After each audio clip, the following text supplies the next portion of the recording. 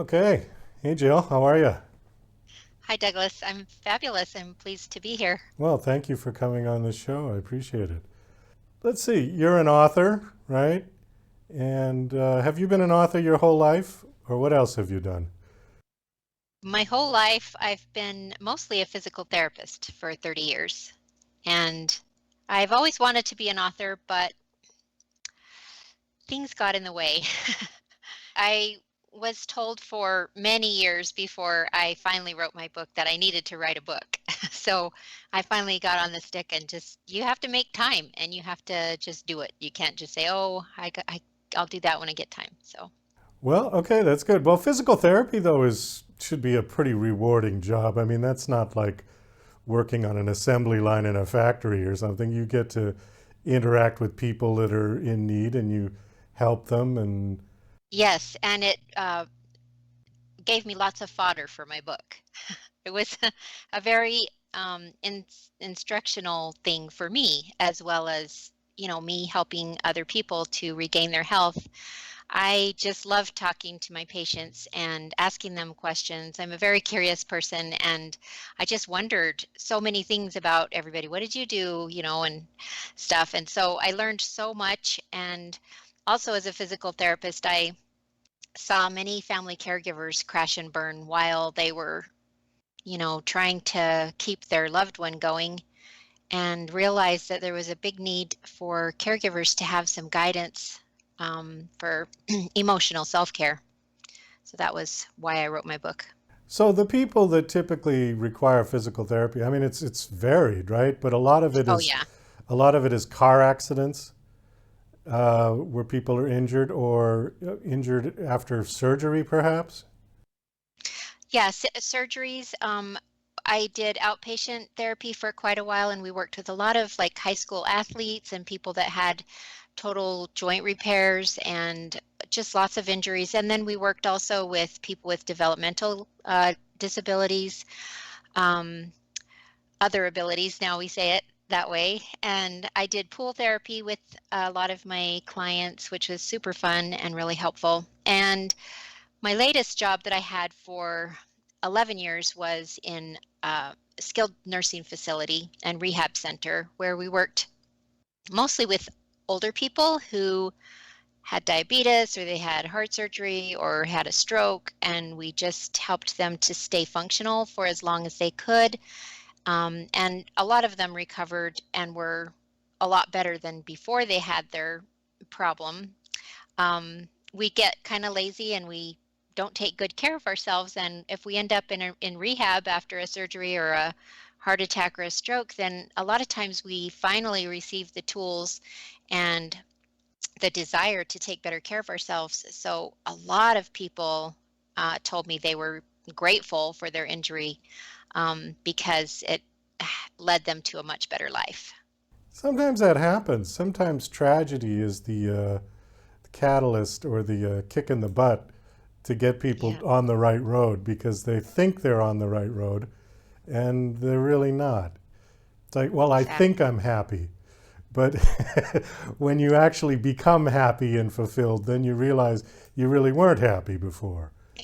It's Yeah, it's kind of relative. yeah, it's a And sometimes strange it thing. takes, I think with our emotions, it takes the really crappy emotions and just feeling those emotions. And then when you have something to compare with it, that happiness and joy just becomes so much greater because of what you've experienced on the other end.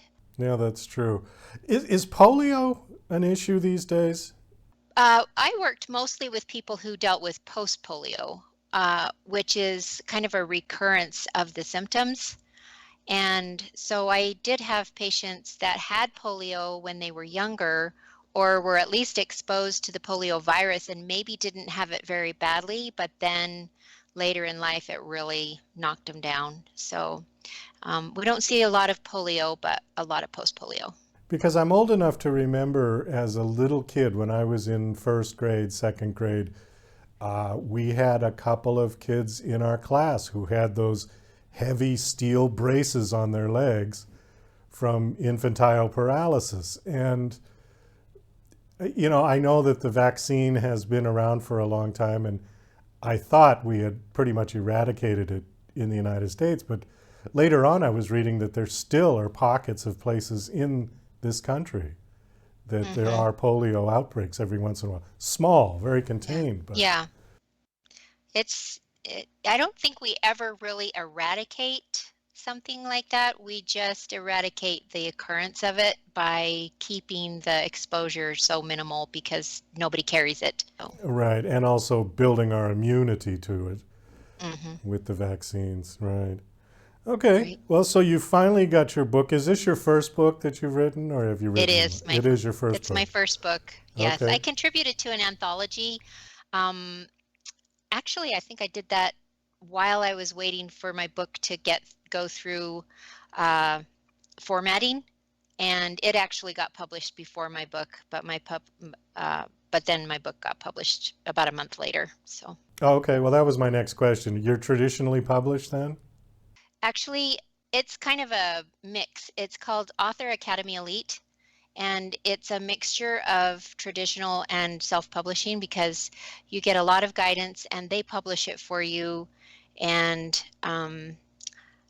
so it's not exactly indie published. It's kind of a mixture. Not really sure all the ins and outs, but It's a hybrid. I've talked to a couple of people on my show who are running hybrid publishing companies now, and I find it really interesting because on the one hand, you get the services if you want them. Everything is sort of a la carte. Do you want your cover design? Okay, we can do that for you for this fee. But you maintain all the power, the authority over your work.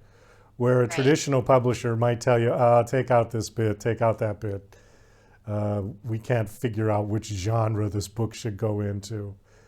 Yeah. Things like that, where with these sort of new hybrid ones, you retain that power over your book. So I like the idea. I think it's a great idea. Yeah, it worked really well for me. It saved me a lot of time. And I think for a first author, it's kind of a good way to go. And then you can wade into all the processes of getting traditionally published if you want to, or you can just keep doing it that way. I think some of those places pay a little better too, because with a traditional publisher, you're not putting money up front, and in fact, some of them might write you a check actually as an Hmm advance, but the percentage that they're going to take per sale is generally much greater than the Exactly. hybrid publishers. I Yeah. make every penny and I get to keep it for all my sales. So, Right, there you go. yeah. Okay, well, your book is called Home of the Unknown Soldier. Yes. And give us about a 2 minute synopsis if you can. Okay, so my book is about me doing everything wrong in helping my husband, who was a veteran of the Gulf War and came home with PTSD that evolved very quickly into schizophrenia. And so it took me, nobody expects that in their life. And it took me several years to even admit that he was that sick. I have a minor in psychology and I recognized the symptoms right away, but I was in denial for a long time. And so we had a lot of struggles.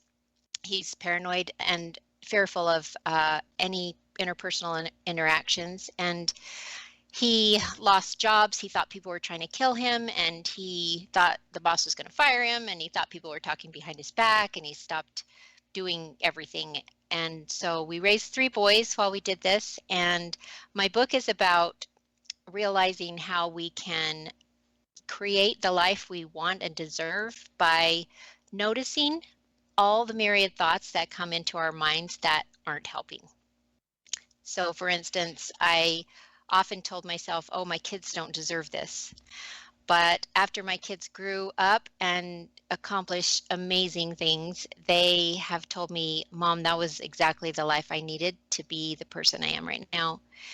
And so that is the instructional tool that I use throughout my book with each chapter and each episode of my husband's delusions and the traumatic experiences that we had through it all, I told myself I can't do this anymore, or I wish I had my husband back, or and all of those things. And by learning to look at those thoughts and realizing that they were just thoughts, they weren't the truth, and I could think however I wanted, I was able to uh, overcome the sorrow and the sense of loss and the loneliness, and just be a happy mom and a better wife.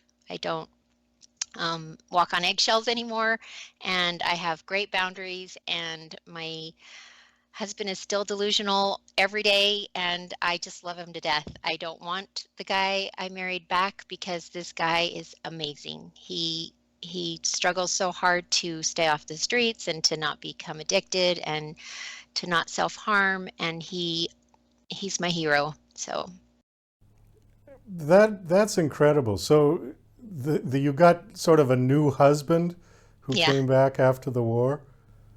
I was terrified of him at first. It was really like Wow. I was like, "Oh, this isn't the guy I married. What did they do with?" That's I think that's another reason I wrote the book, is because that's a very typical experience that many military spouses have when their loved one comes home from war. And my husband wasn't even a combat soldier. He was in the Navy, but he was exposed to sarin gas, and that was Hmm. traumatic. And the oil burning in the Gulf right near his ship, he experienced toxicity, and he has a lot of physical problems because of that too. And so he's kind of a mess, and I thought that something had gone terribly wrong and this was unfair and the VA didn't help us and blah blah blah. And I just had to realize that nothing went wrong. It just went different than I thought it was going to go. And that our marriage and family could be fabulous if we just accept each other as we are and stop trying to make people be some vision of what we think we should be like. I think that's a very profound statement. Is that sort of the takeaway from your book? One of them, Yeah. yes. I have a lot of takeaways. I learned so much, and I just am so excited to share with other caregivers. And I have had many caregivers um, of veterans, and also caregivers of spouses and parents and children that are dependent, have reached out and thanked me for the tools that I provide in the book, to help them to figure out how to be happy, and that nobody has a life that's gone wrong. Everybody has a life that's probably different than what they expected and planned on and worked for. And we can still be super happy and find other ways to bring joy into our lives.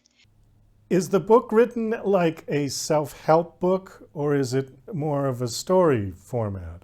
It's both. It's It's a story both. format, Okay. and because caregivers are so busy, I wrote very short chapters with a takeaway tool that they can use. And each chapter is super fascinating because each chapter has a little story about either a delusion of my husband's, or a move, or a doctor visit, or something that happened in our lives that just kind of turned us on our heads and made us uh, rethink things and learn stuff. And so some of the examples of some chapters are that the eye sees what the mind looks for. This is a favorite thing that my coach taught me, that if I look for trouble, like when I would come home from work and I would just sit in the garage and just breathe for a minute before I would go into the house, knowing that something terrible would have transpired and my kids would be, in their beds being punished or writing a 3,000 word essay or whatever. And